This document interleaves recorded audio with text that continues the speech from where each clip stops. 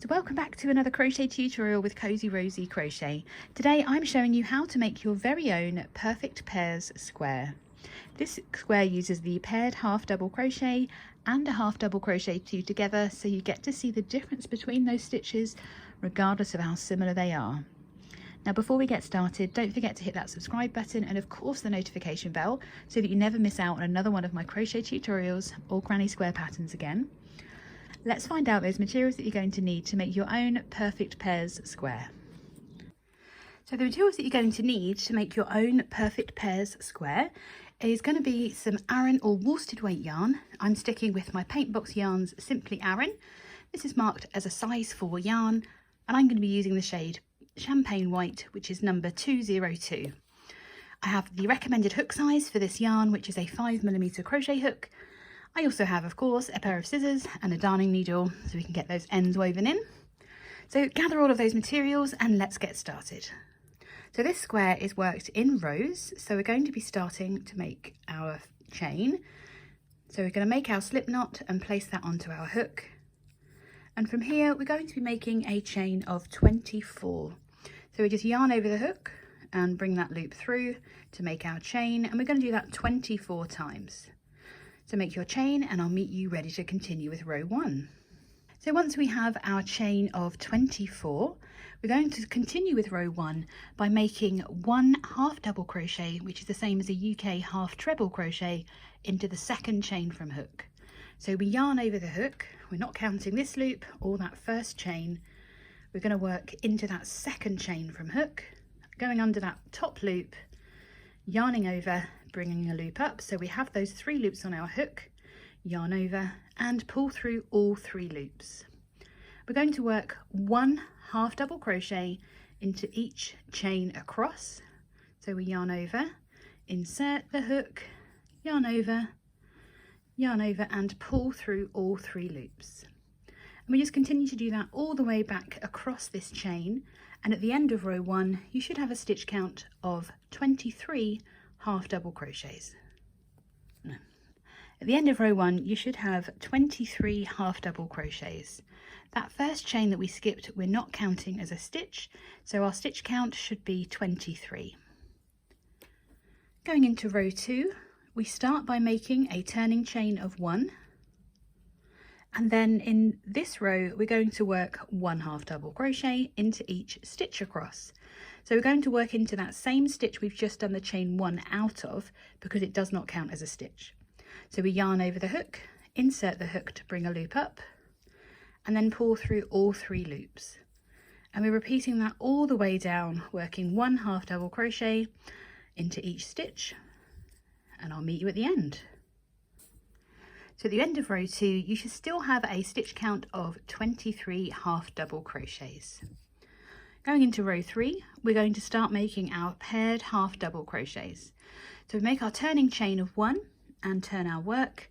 So we're going to work 1 half double crochet into that first stitch before we start working our paired half double.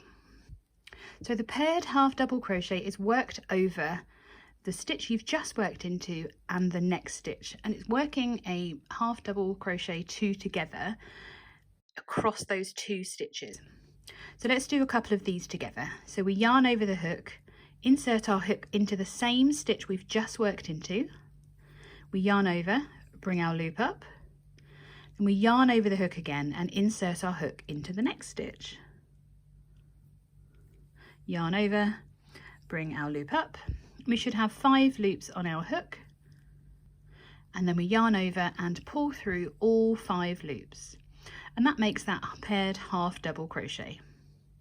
We then work 1 half double crochet into the next stitch, so not into where we've just done that pair, but into the next stitch along. We're going to repeat this all the way across, so we're going to work a paired half double crochet across the current and next stitch, and then we're going to work a half double crochet into the next stitch. So let's do the next paired half double together. We yarn over, insert our hook into the stitch we've just worked into, yarn over to bring our loop up, yarn over the hook, insert it into the next stitch, yarn over to bring that 5th loop up, and then we yarn over and pull through all 5 loops on our hook. So once we've worked that paired half double, we're then going to work 1 half double crochet into the next stitch. Let's work the next set together. So we yarn over the hook, reinserting our hook into the same stitch that we've just worked into. Bring that loop up, we yarn over again and insert our hook into the next stitch, bring up a 5th loop and then yarn over and pull through all 5 loops, followed by a half double crochet into the next stitch. So you can see this wonderful texture that these paired half doubles are creating. So continue to work 1 paired half double, followed by, she says quickly enough, by a half double crochet into the next stitch all the way along. So continue across and I will meet you at the end of row 3. So I'm just working my last half double crochet into that last stitch of row 3, and that completes this row. So your stitch counts for row 3 is you would now still have a stitch count of total of 23, but you should have 11 paired half doubles, those nice little bobbles, and 12 half double crochets. So going into row 4, we're going to repeat row 2. So we're going to chain 1, and then in this row we're just going to work 1 half double crochet into each stitch across. So at the end of row 4 you should have a stitch count of 23 half double crochets, and for row 5 once again we're just going to repeat row 2. So that's placing 1 half double crochet into each stitch across, and I'll meet you for row 6 shortly, where we're going to be working another stitch. So I'm just working my last half double crochet in row 5, and I still have a stitch count of 23 half double crochets, and we're going straight into row 6, which is going to be a variation of the paired half double crochet, which is actually the traditional half double 2 together. So I've done my chain 1, and we're going to work 1 half double crochet into the same stitch as our chain 1, and then from here we're going to work our half double crochet 2 together across the next 2 stitches.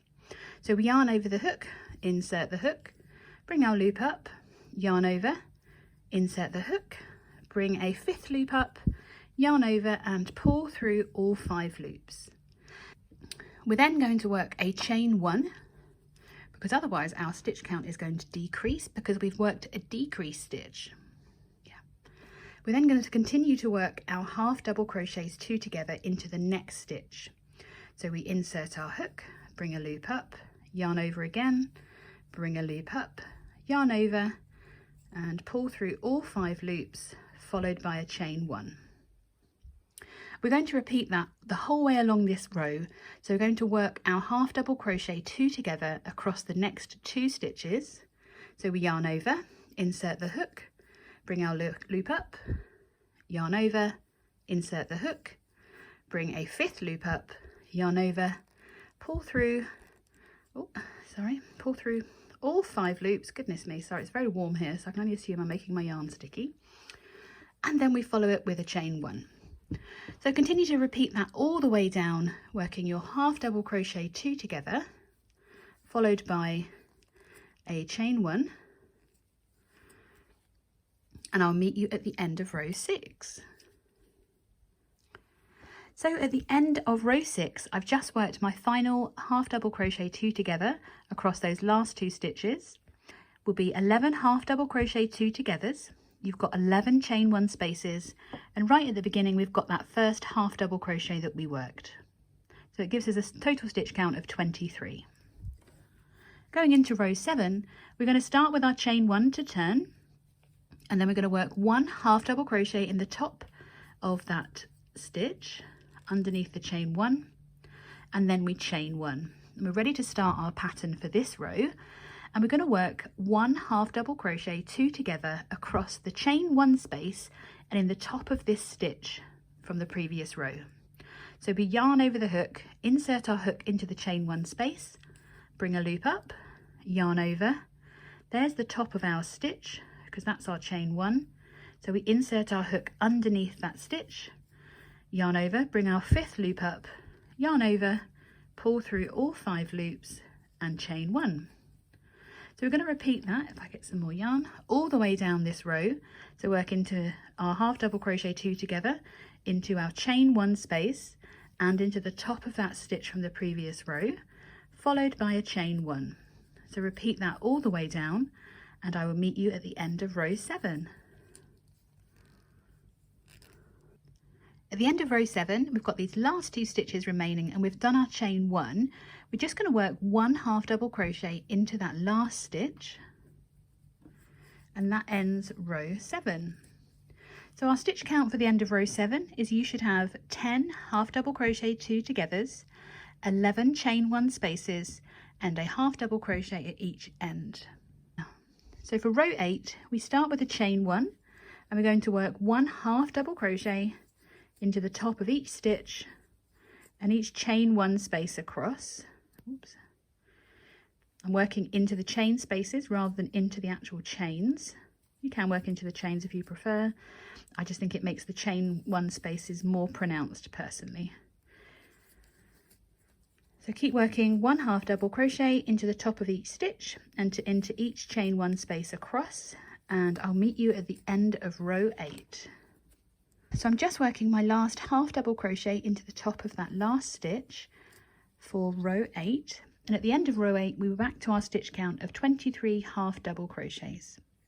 So for rows 9 to 14 we're going to repeat rows 3 to 8. Don't forget these are all time stamped below for you, so you can just go into the description box, go down to the start of row 3 which is time stamped for you, and repeat all the way up to row 8. Once you've completed rows 9 to 14, repeating rows 3 to 8, you're going to go on and repeat rows 2 and 3 for rows 15 and 16, and then rows 17 and 18, you're going to repeat row 5. Once you've done all of those repeats, don't forget the written pattern is available on the website if you need it, all linked in the description box, but I'm going to timestamp this little section, well the section before I told you the repeats, so that you can definitely make sure you're going to make this square beautifully. And I'm going to meet you for our edging once you've gotten all of that repeated and you've just finished row 18. Come on back and we will get that edging done. So I've just finished my last stitch in row 18 and I'm ready to do my edging. So let's do that together. Just like with all the other blanket squares that we've made so far, we're going to start by working down the edge of our square, making our corner, working back all the way around in one big square circle, if that makes sense. So we start by making a chain of 1 and then we're going to work evenly down, working into the ends of each rows, placing 1 single crochet into the end of each row. Now because these rows are 1 chain deep, if that makes sense, at the beginning we just did a turning chain of 1, we're going to aim to work a total of 24 single crochets evenly down the side of this square.